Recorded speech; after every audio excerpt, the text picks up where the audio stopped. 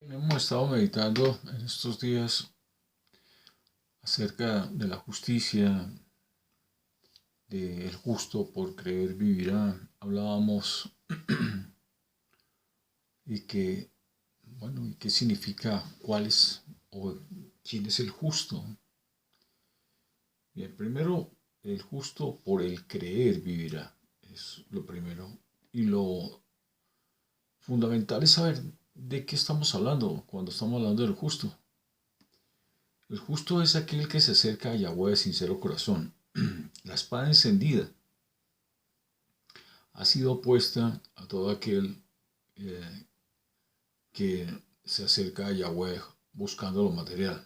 Entonces este no entra al reino, no tiene acceso al árbol de la vida, no tiene acceso a comprender la palabra que sale de la boca de Yahweh, a entenderla, a vivirla, a experimentarla.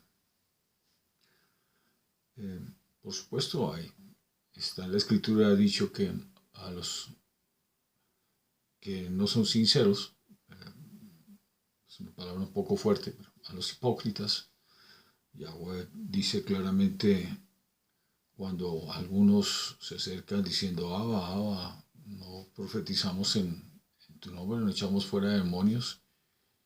Y Yeshua ahí dando la enseñanza dice, de cierto os digo, no os conozco, hacedores de maldad. Y es que en realidad ahí en ese momento estaba hablando del Padre, por medio de Yeshua Mashiach, por medio de Yeshua, el Mesías, el Cristo. Entonces, el justo es aquel que se acerca a Yahweh de sincero corazón, es decir, desde su alma. Y vuelvo a enfatizar en el asunto. Esto no es algo que se trata de un evento pasional o racional. No, esto es un asunto del alma, espiritual, donde el alma se identifica con Yahweh, con el espíritu de Yahweh. El alma se aviva, se enciende. Hay otras cosas acerca de la justicia, precisamente, y es, eh, Abraham creyó a Yahweh y por tanto le fue contado por justicia. Y la justicia se extendió hasta nuestros días, ya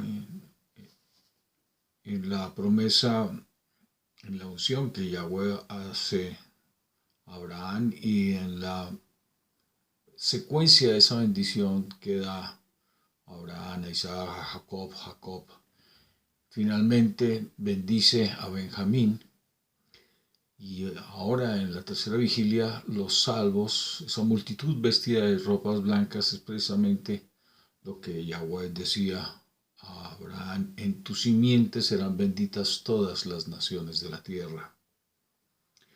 Y es en Benjamín, y hoy todos en Benjamín se unen para ser uno solo.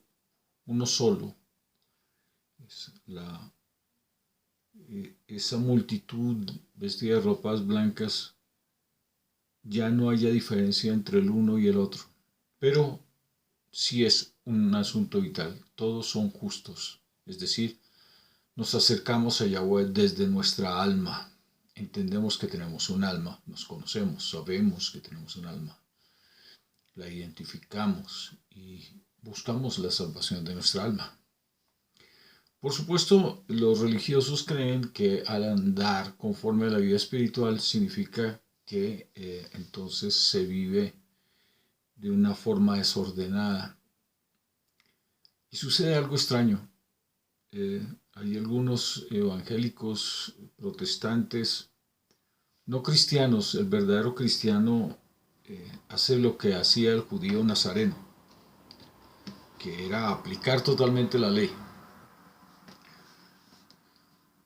Eh, Hay personas que hoy, precisamente en los evangelios, están diciendo que la ley no se cumple, que hoy la ley por Yeshua Mashiach dio su sacrificio por todos nuestros pecados y ya esa ley no nos corresponde.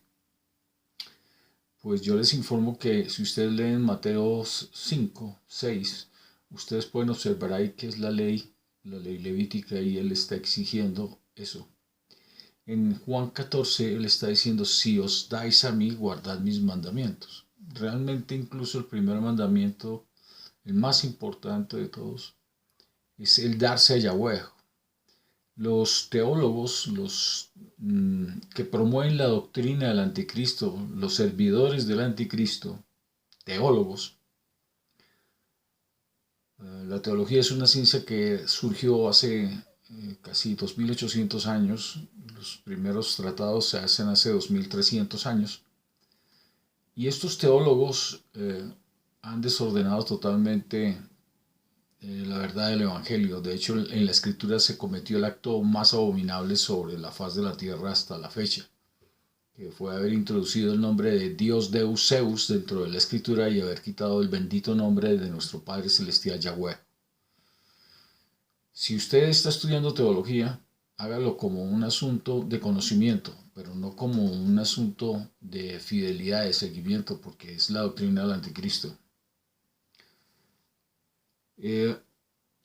Estas personas están convencidas que la ley no se debe cumplir, no, todo lo contrario. Si os dais a mí, guardad mis mandamientos.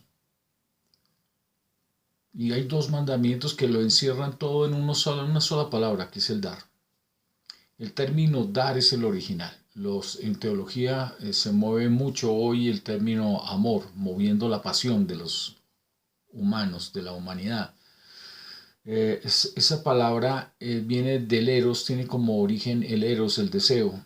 Y de hecho fue un acto promocional de hace 60 años, 50 años. Se hizo un movimiento bastante fuerte con apoyo de Occidente, de la religión de Occidente, hasta grupos de cantantes famosos que se hicieron famosos con el famoso Peace and Love, paz y amor. Bueno, pues ninguna de esas dos palabras realmente funciona en el Evangelio, realmente es unidad y el dar. Esas son las palabras reales en el Evangelio. Claro, en la teología, pues se busca es mover los sentimientos, las pasiones, todo lo que tiene que ver de pronto con la razón incluso. Pero no tiene nada que ver con el alma, que es lo que Yahweh realmente está salvando, el alma. Es tal el asunto que hasta leudan la escritura para poder hacer doctrinas, para poder llegar a convencer. Hay una parte en la escritura donde dice que resucitará vuestros cuerpos mortales, y resulta que ahí no dice cuerpos mortales, está hablando de la esclavitud del alma frente a la carne y está hablando de vuestros esclavos mortales, está refiriéndose a las almas que están muertas a causa de servir a su naturaleza, al cuerpo. Eso es, entonces, la escritura no realmente ni en griego, que ya cuando la escritura está traducida en el griego ya tiene bastante influencia teológica de los griegos, porque el pensamiento griego es teológico. Ya, aún ahí ya pensaríamos que pudo haber una influencia, pero todavía ahí en esa escritura en original griego aparece la palabra exacta, vuestros esclavos mortales. Las almas estaban muertas a causa del error de haber seguido bajo la directriz de la naturaleza, bajo los pensamientos y haberse alejado de oír a Yahweh. También hemos hecho muchas meditaciones y las repito una y otra vez para que entiendan de una buena vez, pastores. Yahweh habla, Yahweh, la teología que es basada en el mito se encargó de hacer ver el mito como una verdad y a la verdad se encargó de hacerla ver como un mito. Y es absurdo de todo absurdo que se crea más en los poderes de la materia que en los poderes de lo espiritual. Es absurdo que Yahweh, que es espíritu, se ha ignorado totalmente, pero crean más al mito Zeus, Dios. Es absurdo de todo absurdo. ¿Sabían ustedes que cuando se inclinan ante Dios están haciendo que ustedes, que supuestamente son templos de Yahweh, entonces en ese templo entró fue Zeus, Deus Dios. ¿Están entendiendo la abominación? ¿Están entendiendo lo que están enseñando ustedes a todos sus eh, discípulos? ¿No creen que ya es hora de reaccionar y de prestar más atención a la escritura? Tenemos hoy todos los medios para saber cuáles son las verdades de la escritura. Podemos, si queremos investigar en griego lo podemos hacer, si queremos investigar en hebreo lo podemos hacer. De hecho, podemos investigar en hebreo antiguo inclusive. Podemos encontrar textos antiguos, como los de Qumran, están a disposición de todos ustedes, de todos nosotros, están esos textos. Porque de una u otra manera Yahweh ha movido los corazones de los hombres para que estos documentos salgan a la luz y podamos nosotros entonces trabajar en ello y hablar de la verdad. Entonces yo he insistido, Yahweh habla. Jeremías 33:3, clama a mí y yo te responderé, dice Yahweh, al hijo de hombre, al profeta Jeremías. Lo mismo hace con Ezequiel, lo mismo hace con Isaías. Porque Yahweh habla, se manifiesta al hombre, se manifiesta por visiones, por sueños. En Job es muy claro, si no estoy mal es 27:30, no me acuerdo muy bien el capítulo, dice, de una o dos maneras habla Yahweh al hombre, por sueños o por visión nocturna.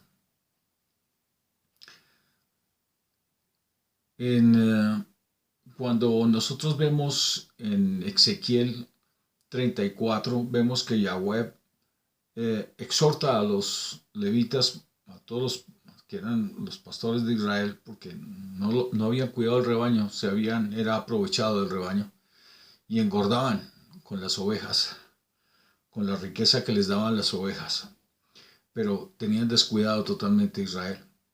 Entonces Yahweh dice que él mismo vendrá, y lo cumplió desde el tiempo en que vino Yahweh en las aguas del bautismo del Mashiach y descendió allí y vino a morar en el Mashiach y se manifestaba por medio del Mashiach. Por eso yo al comienzo de esta conversación decía que era Yahweh hablando por medio del Hijo de Yeshua.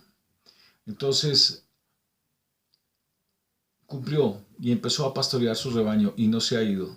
Yeshua decía, conviene que yo me vaya, porque si no me fuere, ese abogado, quien aboga por ustedes, que es el Padre, no vendría. En Ezequiel 36 dice, derramaré, primero dice que os derramaré sobre vosotros agua limpia, os limpiaré. Y luego dice, y derramaré dentro de vosotros mi espíritu. Es Yahweh el que hace la obra, porque como está escrito en Oseas 2:28 y como está escrito en Joel, en Oseas dice que Yahweh siembra, que Yahweh es el que está sembrando vida en las almas. En Efesios es claro como el apóstol nos dice que somos predestinados antes de la fundación del mundo porque nosotros como almas venimos del Padre. Nosotros como almas no dejamos de existir, pero el Padre nos está dando uno de los grandes regalos que le puede dar Yahweh a un espíritu, la vida. Entonces, además de que no vamos a dejar de existir, no vamos a dejar de tener vida. Ese es el gran regalo. Por eso Yeshua Mashiach invitaba a que no perdiésemos tanto el tiempo en asuntos que perecen, sino en los asuntos que a vida eterna permanecen. Pero sí, los asuntos de la naturaleza son bien atractivos y nuestro cerebro está más condicionado a atender su naturaleza que a atender la espiritualidad, puesto que el cerebro siempre sirvió a su naturaleza.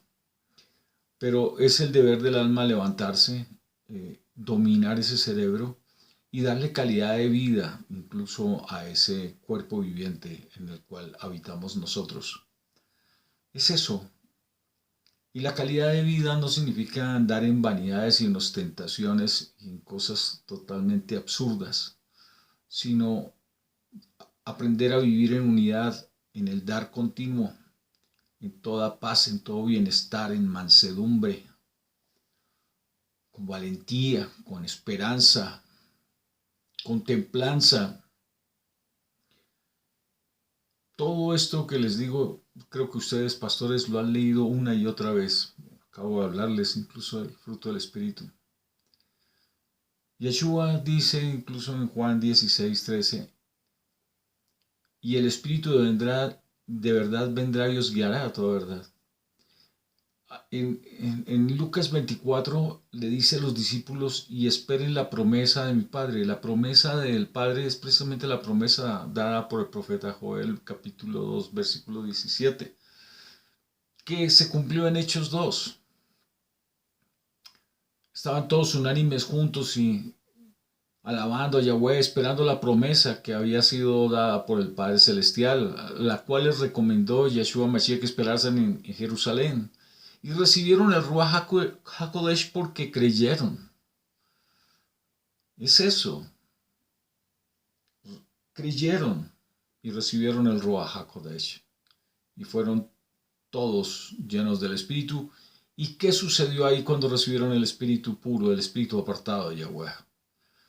Pues que comenzaron a tener visiones, sueños, a profetizar. Al comienzo dicen que hablaban en las lenguas de cada uno. Habían partos, medos, elamitas, bueno, de toda región, de Cirene, de todos los lugares del mundo, porque pues estaban repartidos por todas las naciones y estaban en la fiesta.